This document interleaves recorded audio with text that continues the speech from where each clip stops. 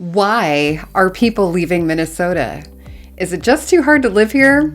Well, apparently some people think so. If you're on the internet, and clearly you are, you may be reading a lot of noise about people fleeing Minnesota to low-tax states.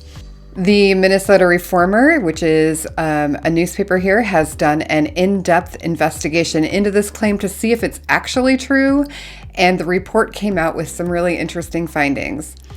The article was written in May of 2023 by Christopher Ingram, who has an interesting story of his own.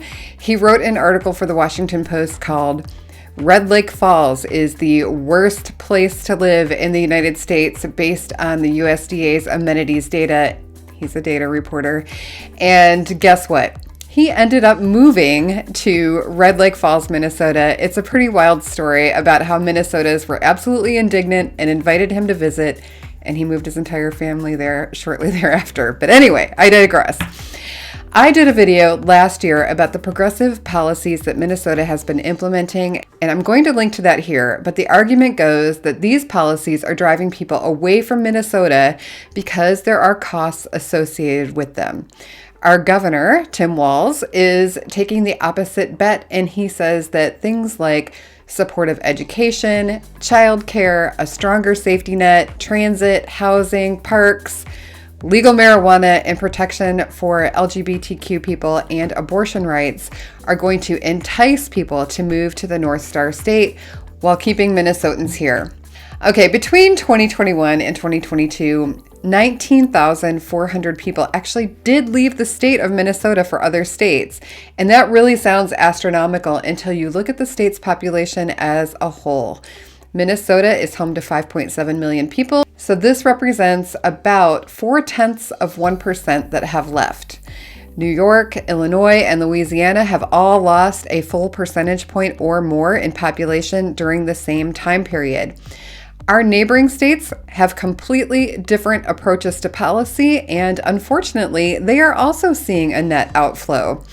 Per the article in the Reformer, of the 4 states bordering Minnesota, Wisconsin, Iowa, and the 2 Dakotas, only South Dakota has brought in more people than other states since 2020. So, is it the tax rates? Is it the public policies? Or is it what researchers have been pointing to? Things like cost of living, job opportunities, recreation, crime, weather, and climate having a major influence on where people move. Minnesota's cost of living index number is 94.1, so about 6% lower than the national average. However, it is actually a little bit higher than areas that I personally see people moving from, like Texas. They actually come in at 92.7, but it's a really big state, and I think if you looked at Austin or other metros, we might see a different picture, just judging from the stories that I've heard from clients that make the move. We do look pretty darn amazing on affordability when compared to other states that I personally see a lot of in-migration from. Places like California, Florida, Oregon, Arizona. So I guess we look pretty good to them. What about job opportunities? Minnesota currently has and consistently has a lower unemployment rate than the national average. We're currently sitting at 2.9%, while the U.S. is at 3.7%, and we are hiring. Healthcare is our number 1 employment sector, but we also have a lot of people working in manufacturing, retail, food and accommodations, and education. The Twin Cities serves as a vibrant economic hub. It's home to 15 Fortune 500 companies, underpinning a diverse economy that extends well beyond these corporate giants. So could it be recreation? I was going to say that unless you're a surfer, I can't think of what you're missing here, but then actually it occurred to me that people do surf here, and you're like, where? This is one of those things that's going to make you scratch your head a little bit. People actually surf on Lake Superior in the winter. The water temperature on the Big Lake in summer is in the mid-50s, so why winter? Well, waves, duh. Bad weather equals waves. Anyway, I just can't quite put recreation on the list of reasons for people to leave because absolutely every outdoorsy thing you could want to happen happens here. People love it. So I'm really grasping here. You can tell me what you think. Is there a recreational opportunity that I'm completely missing? Or am I wearing like love blinders for Minnesota? All right, so it must be crime then, because if it isn't one of those things that I just mentioned, and you're reading the headlines about Minneapolis in certain publications or media outlets, you'll come away thinking that Minneapolis itself doesn't actually exist anymore.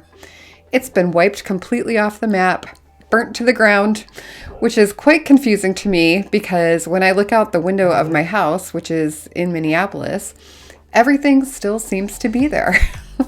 Wallet Hub did a ranking of positions, and Minnesota was ranked 8th safest state in the nation, underscoring a strong sense of both personal and financial security. Underreported is the actual drop in crime. It has been dropping steadily since the pandemic, and Minnesota has one of the lowest overall homicide rates in the nation. So if you're not worried about being killed, and maybe you're more focused on things like property crime, burglary, theft, robbery, weapons violations, and carjackings, all of those are way down too. Minnesota does have stricter gun laws than many, maybe most states in the United States. If you feel safe where you currently live, I would encourage you to look at the actual statistics for your area. You might be surprised. And then you can compare those like apples to apples with statistics for whatever place you are considering a move to. So this really puts things in context in a big way versus just looking at numbers and not really understanding what they mean. Weather and climate. This one might be a bigger piece of the puzzle if you're looking at why people are leaving. There seems to be a big chunk of the population that is anti-winter and pro-sweating, and they take themselves to areas where they can, sweat year-round. Plus, you got to think about potentially retirees that want to be warm. More power to these people, but I see the other side of this as well and spend a lot of time welcoming people that are fleeing the unrelenting heat in places like Texas and other southern states. People who are looking for 4 seasons and the ability to add a jacket versus being trapped inside seeking AC. The decision to stay or leave Minnesota, like any place, is complex. It's a mix of personal, economic, and lifestyle considerations. While the data and reasons that I've just outlined indicate while some people might choose to leave Minnesota, it's also true that many people find compelling reasons to actually stay here or move to the state. Minnesota is known for its high quality of life, excellent education system, vibrant arts and culture scene, and beautiful natural landscapes, including lots of lakes and parks. The state's economy is diverse with strong sectors in healthcare, education, technology, manufacturing, and agriculture. And additionally, Minnesota often ranks highly in studies of the best places to live based on metrics like health, education, economic well-being. Minnesota sees an in-migration of adults aged 30 to 49 and their children, particularly those aged 10 to 14. This trend, which we've seen from 1990 to 2000, saw nearly every rural county in Minnesota, which is normally the place where you expect to see brain drain, experiencing growth within the 35 to 44-year-old demographic. This underscores a cycle of departure and return, hinting at the enduring appeal of Minnesota's communities for those who are looking to nurture their families in a great environment. People want to come back here to raise their kids. In order to make this easier to achieve and to appeal to higher income earners that may be able to work remotely, Minnesota has embarked on ambitious initiatives to ensure universal access to high-speed internet in an effort to retain residents and attract remote workers seeking refuge from less connected regions of the country. The reasons for leaving, as noted, largely revolve around seeking better job opportunities, maybe family considerations, retirement preferences, lifestyle changes, or health reasons. However, those very same factors are the very ones that make people choose to move here as well. The perception of whether it is too hard to live in Minnesota or not is subjective, and it really varies depending on individual circumstances and priorities. People that value the attributes that Minnesota offers, the benefits of staying might really outweigh the reasons to leave. Minnesota is not for everyone, and Prince once replied when asked why he stayed here that the weather keeps the bad people out. So if you want to join us here, let me know. I have a free relocation guide in my description box, and I love to chat with people that meet me on YouTube. So reach out. Happy to talk to you. Thanks for watching.